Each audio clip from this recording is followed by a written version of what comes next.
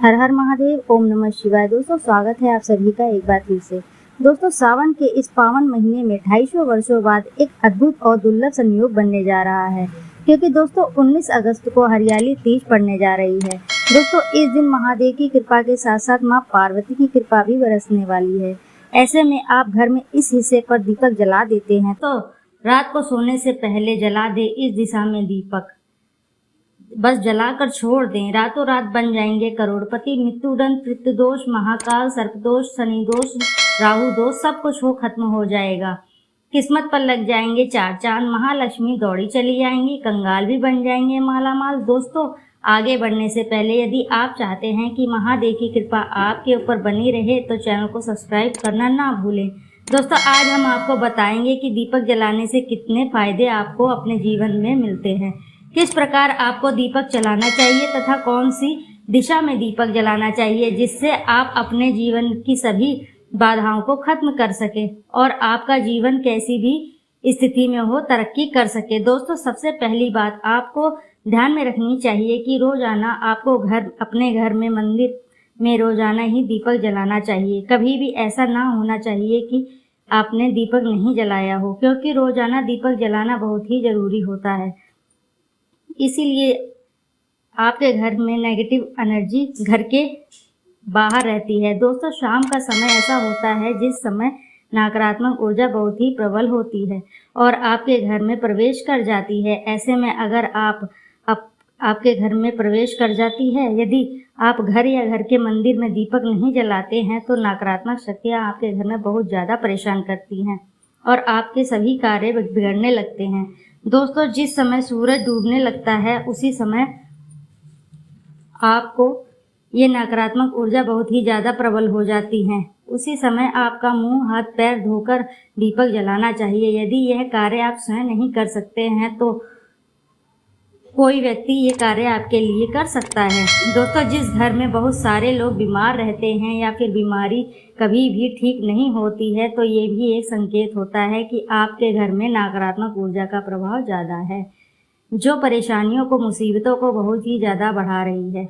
इन सभी चीज़ों को खत्म करने के लिए आपको अपने घर में जब भी सूरज ढल जाता है उस समय घी का दीपक या फिर सरसों का तेल या फिर तिल के तेल का दीपक पूर्व दिशा में जलाना चाहिए।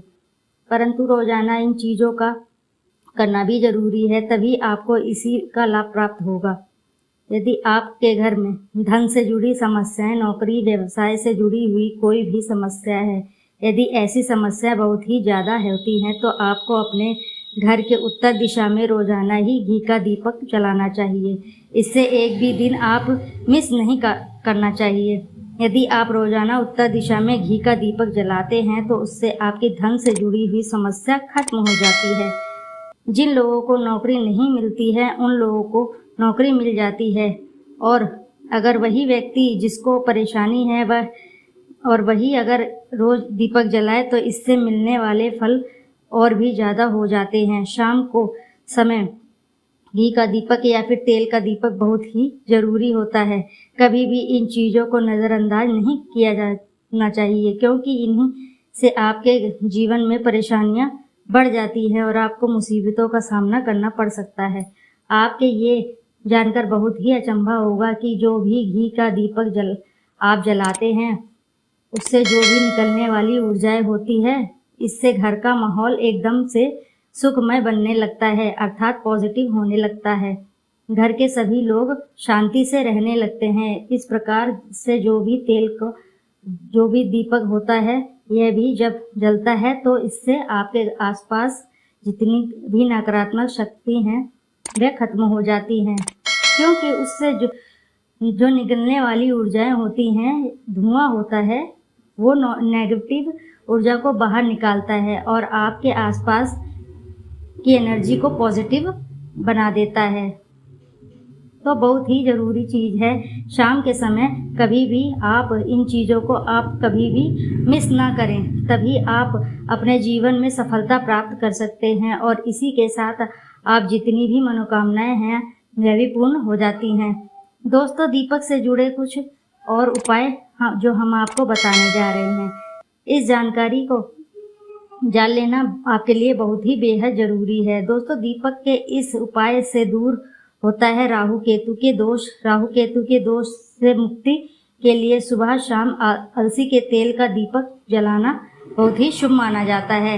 ऐसा करने से भाग्य कुंडली में राहु केतु दूर हो जाते हैं और जीवन में सकारात्मक ऊर्जा का संचार बन जाता है। इसी के साथ शनिवार को शनि मंदिर में सरसों के तेल का दीपक जलाने से शनि प्रकोप से मुक्ति मिलती है और शनिदेव आशीर्वाद देते हैं। घर की बरकत के लिए जलाए ऐसा दीपक धन संबंधी समस्याओं से मुक्ति के लिए माता लक्ष्मी के सामने हर रोज 7 मुखी यानी 7 बत्तियों वाला दीपक जलाना शुभ माना जाता है। ऐसा करने से माँ लक्ष्मी का आशीर्वाद प्राप्त होता है और अटका हुआ धन भी प्राप्त होता है। वह बुद्धि और ज्ञान में वृद्धि के लिए हर रोज माता सरस्वती के सामने 2 बत्तियों वाला दीपक जलाना चाहिए। वहीं दूसरी ओर गणेश जी के सामने 3 मुखी वाला दीपक जलाने से घर में बरकत आती है और इसी के साथ घर के बच्चों की बुद्धि का विकास भी होता है। उन्नति के लिए यहाँ जलाएं दीपक। आरोग्य व धन वृद्धि के लिए रसोई घर में जहाँ पानी रखते हैं वहाँ पर घी का दीपक जलाएं। ऐसा करने से नकारात्मक शक्ति से मुक्ति मिलती है और नौकरी और व्यापार में अच्छी उन्नति मिलती है। और इसी के साथ शाम को दरवाजे के दोनों ओर दीपक जलाने से घर में सुख समृद्धि बढ़ती है और आपसी सदस्यों में प्रेम बना रहता है। सुख शांति और समृद्धि पाने के लिए बाल गोपाल के सामने जलाए दीपक परिवार में सुख शांति और समृद्धि के लिए हर रोज जलाएं और गुरुवार को भगवान विष्णु के केले के वृक्ष के नीचे घी का दीपक जलाना चाहिए। इसके बाद 108 बार ओम नमो भगवते वासुदेवाय नमः मंत्र का जाप करना अवश्य चाहिए। ऐसा करने से घर से सकारात्मक ऊर्जा बनी रहती है और धीरे धीरे सभी कष्ट दूर हो जाते हैं। शत्रुओं से मुक्ति के लिए करें दीपक का यह उपाय। अजनान घर और शत्रुओं का रक्षा करने के लिए हर सोमवार और शनिवार को भगवान भैरव के मंदिर में सरसों का तेल का दीपक जलाना चाहिए। ऐसा करने से आपके सभी कष्ट दूर होंगे और आसपास सुरक्षा कवच बन जाता है। वहीं दूसरी ओर मान सम्मान में वृद्धि के लिए हर रोज सूर्य देव को जल का अर्घ्य देना और फिर देसी घी का दीपक जलाकर सूर्य भगवान की आरती पूजा जरूर करें। दोस्तों, चलिए अब बात करते हैं कि उन मूर्तियों के बारे में।